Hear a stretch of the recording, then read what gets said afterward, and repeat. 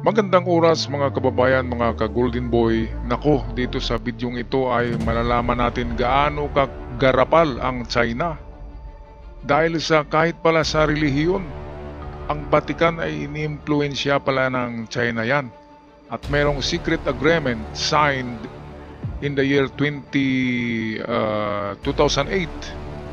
Merong palang papal secret agreement ang Beijing, ang China at ang Vatican, at kung ano man ito ay walang nakakaalam, sabi sa artikulo na ating binasa dito. Alright, so para mas maintindihan natin to, atin na panuorin ang balita courtesy sa atin ng isang Indian news channel. Narito ang video. Tomorrow, 135 cardinals from across the world will gather inside the Vatican. They will hold the conclave. This is a secretive meeting. It will decide who the next pope will be, who will succeed the late Pope Francis. We know only two things for sure. One, all papal elections are unpredictable. And two, China looms large over this one. That's right, China could be a significant factor in deciding who becomes the next pope. Ayan, so napakalaking influensya ng China, significant factor ang China, and it looms large in deciding the next pope. Ibig sabihin ay nandyan siya, parang nasa dilim lang, nakatago, pero merong mga ginagawang pag-impluensya sa conclave or itong secret meeting election of the next pope, na mamaya yata o ngayong gabi ang conclave, at bukas talaga ito ipapakita yung usok. Kung puti, ibig sabihin mayroong bagong Santo Papa. Kapag itim, undecided ang mga cardinals. 135 yata o 145 ka-cardinals ang magbuboto kung sinong ibuboto nila. Ngayon, para sa mga cardinals, majority talaga ay gusto nila na Asiano ang manalo. Itong si our very own Antonio Tagle. Ngayon, dahil meron nga palang influensya na nakatago lang, lurking sa madilim, ang influensya ng China, ay sinusuportahan pala ng China itong isang cardinal na right hand ni Pope Francis, dahil si Pope Francis pala ay meron ding secret agreement in 2024 na pinirmahan with Xi Jinping sa Beijing. Ito ang secret agreement nila ay parang digong lang, no? Parang gentleman's agreement lang. Which is, ang dinig ko ay hindi na makialam ang Vatican kung ano ang gagawin ng Chinese Catholics na itong pro-government ng China. So kahit komunista ay mayroon pala silang Roman Catholic religion sa China, pero ang namamahala pala niyan ay ang CPP Communist Party. Kaya hindi siya pure na Catholicism kasi kontrolado siya ng komunista. Kaya nga ay meron silang agreement na hindi na makialam ang Vatican sa mga doon, ginagawa ng kanilang Roman Catholics. At kahit na yung pag-proclaim ng new bishop at new cardinal sa China, kasi meron palang 3 million ka Roman Catholics ngayon sa China. So ang pag-proclaim ng cardinals o bishop diyan sa China ay walang pakialam din ang Vatican. Yun ang pagkasunduan nila sa agreement in 2008 and 2024. Okay, so itong si Pope Francis, paborito yan ni Xi Jinping ng China kasi nga nagipagkaibigan sa kanila yan. At ang right hand niyan si Cardinal Parolin. Yun ang suportahan ng China, hindi ang Asiano na ating kababayan na si Antonio Tagle. Kung ako si Xi Jinping, dito ako susuporta sa Asiano, di ba? Kasi kapareho. Ayaw ni Xi Jinping kasi Pilipino.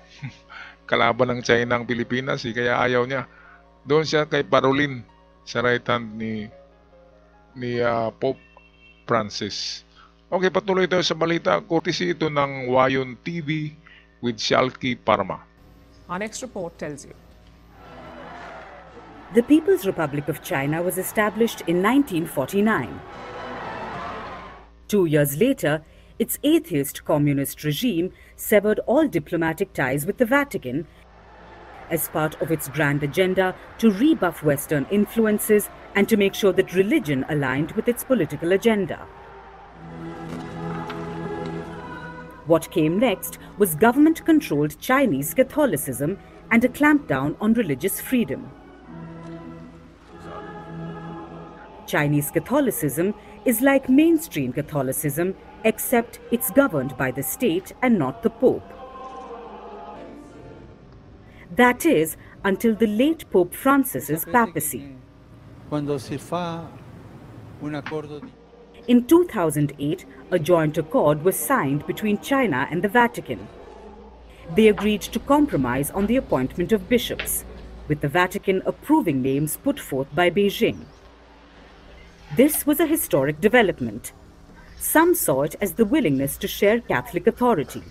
Others viewed it as the Vatican ceding power to China. But despite the heavy criticism, the man behind the deal could become the next Pope, Cardinal Pietro Parolin. Okay, so ito si Cardinal Parolin. Ito si Cardinal Pietro Parolin na right hand mismo ni Pope Francis. Pwedeng magpatuloy ito sa agreement na pinirmahan ni Pope Francis with Xi Jinping. Kaya ito ang napili at binakapan ng China. Grabe itong China, no?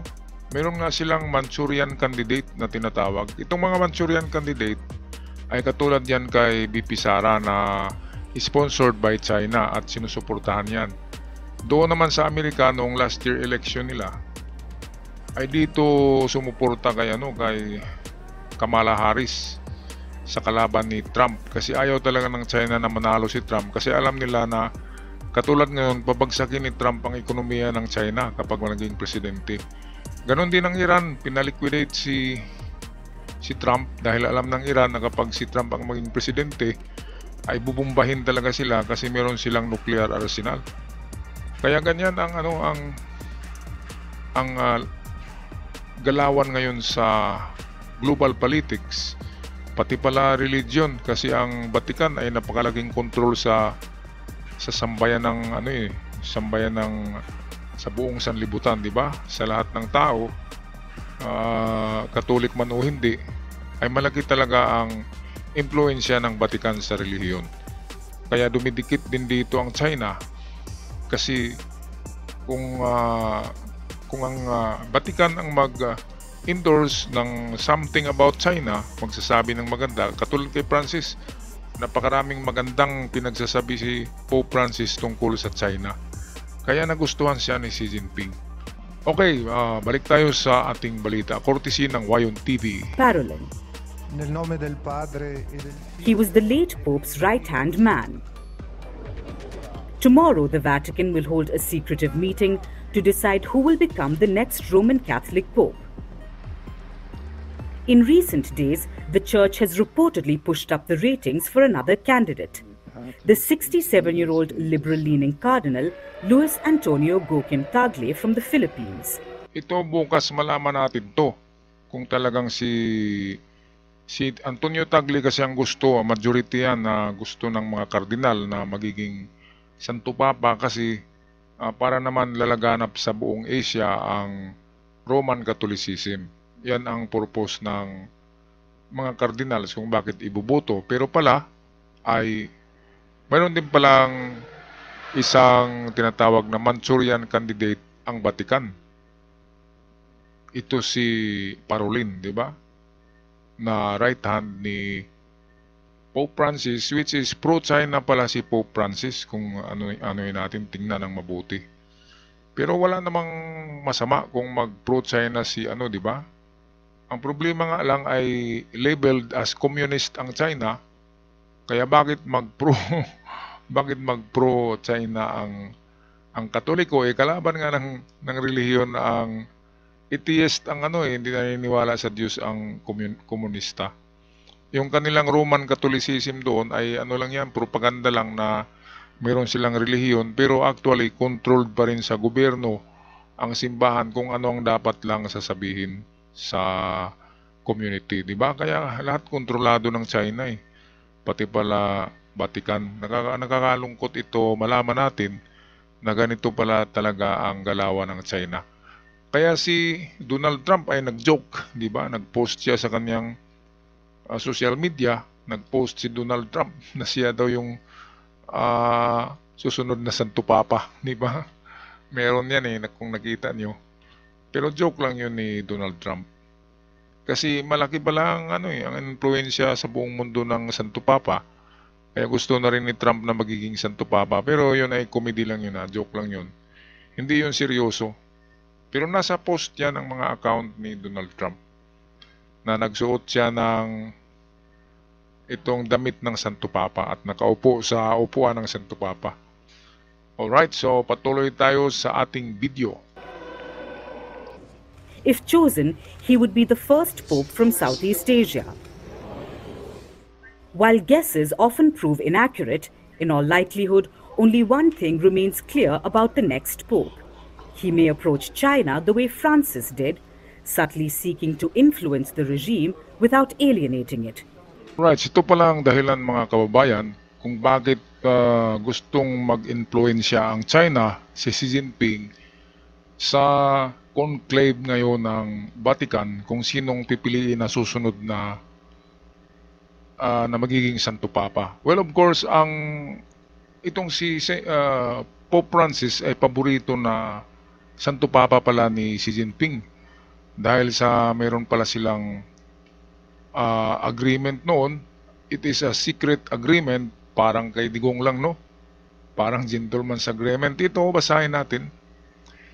It was seen as a real opportunity by the Chinese government. That's when they signed a secret agreement. To this day, no one knows what's in it. Okay, meron nga talagang secret agreement ang Beijing at Vatican. Nag-umpisa itong agreement na ito noong 2018 daw. So ito, the Vatican-China agreement first signed in 2018 and quietly renewed in 2024. So bago lang sa panahon ito ni Pope Francis, kaya pala paborito ni Xi Jinping dahil meron pa lang silang pinirma na agreement. Ano kaya 'yon? Until this date, no one knows daw. Sabi kasi yan ay closed door meeting with Xi Jinping and the Pope. So ito grants Beijing a role in appointment of a bishop. Okay. So isa sa mga agreement ay pwedeng mag-grant ng appointment of bishop ang gobyerno ng China. Hindi na ito dadaan sa Santo Papa ang pag-appoint ng kanilang mga bishop at mga cardinals. Kaya di ba? Ibang klaseng agreement ito kasi kinokontrol ng China kung sino man ang magiging bishop or cardinal sa kanilang bansa kasi mayroong 6 million Catholics in China sa panahon ngayon. So ito, while both governments have framed its diplomatic milestone, Mr. Zhang said, the deal came at a significant cost. Mayroong significant cost. Mayroong kayang cost ito? Kwarta, pera ba kaya ito? There are many underground Catholic churches and bishops in China who were essentially betrayed, he said. Under Chinese law, they no longer have legitimacy. Those appointed by Beijing do. Dalawa pa lang ang Catholicism, ang mga Catholic sa China, mayroong underground at mayroong appointed by Beijing or by Xi Jinping. Mr. Zhang said the arrangement reflected how the Chinese government views all religion. Whether it is Catholicism or Christianity, the state demands that people love the country and love the religion with patriotism first. He said, that has nothing to do with the Bible. The Bible teaches love the God and love others, not patriotism. There are two branches of Catholic Church in China. Official churches that have joined the state-controlled Catholic Patriotic Association. So ito yung simbahan na pro-government. At yung isang simbahan ay yung tinatawag na underground Catholicism. So yung underground Catholicism ang kalaban ng gobyerno ng Beijing ni Xi Jinping. At yung pro-government, ayun yung sinusuportahan at kinukontrol ng Beijing without external control or appointment from the Vatican. So itong mga pari doon sa sa China pala ay hindi pala ito hindi ito appointed by itong mga bishop at cardinal. Hindi yan nakilala ng Vatican. Sila lang diyan ang nag-appoint ang gobyerno. Kaya kakaiba mga kababayan. Kahit pala sa religion ay nakikialam, nag-influensya ang China. Kahit pala sa Vatican ay talagang meron din pala silang agreement ni Pope Francis na kagaya ni Digong at Xi Jinping ay meron ding gentleman's agreement. Grabe, no? Ngayon ko lang nalaman ito na pati Vatican ay inaano ng China, ini-influensya kung sinong susunod. Kaya dito ang pinili ng China ay yung si Parolin, yung right hand talaga ni Pope Francis, kasi kung ano man ang stand ni Pope Francis sa agreement ng China at Vatican, ayun din yung susundin ni Parolin. Ngayon dito kung ang mapili ay Asiano, si Tagle na isang Pilipino, kababayan natin, at sana naman ay si Tagle ang manalo. Ngayon dahil sa nag-influensya ang China, ay pwedeng hindi manalo dito si Tagle. Pwedeng si Parolin ang magiging next Pope. Kasi nga in line kay Pope Francis ang mga paniniwala din ni Parolin. Kasi si Parolin ay right hand ni Pope Francis. Pero kung sa ibang pagtingin naman, di ba, para sa akin, ay pwedeng magandang suportahan ni Xi Jinping ang kaparehong Asiano. Di ba? Ang problema nga lang, kalaban ng Beijing ang Manila or Philippines at kalaban din nila si Tagle. So sa tingin ko kay Parolin talaga susuporta ang China. Paano nila suportahan ang China, hindi natin alam yan. Kasi meron nga silang secret agreement signed in 2018 and 2024 with Pope Francis and of course Xi Jinping. Nako, grabe, napakasikreto. Alright, so ako'y magpaalam na anong palagay nyo dito mga kababayan. Ano kayang mga agreement ito, no? Pero wala naman sigurong involved na pera dito. O meron ba? Kasi Santo Papa mabait naman yan na tao, hindi naman yan ano. Pero nagtagal lang tayo, ano kaya yung agreement na pinirmahan? Okay, so sa mga bago pa lamang nakabisita, huwag kalimutan mag-subscribe sa ating channel para palagi tayong updated sa mga bagong uploads at malaking tulong sa mga content creator na kagaya namin ang inyong pag-like at pag-subscribe. Hanggang sa muli, ako'y magpaalam na God bless the Philippines.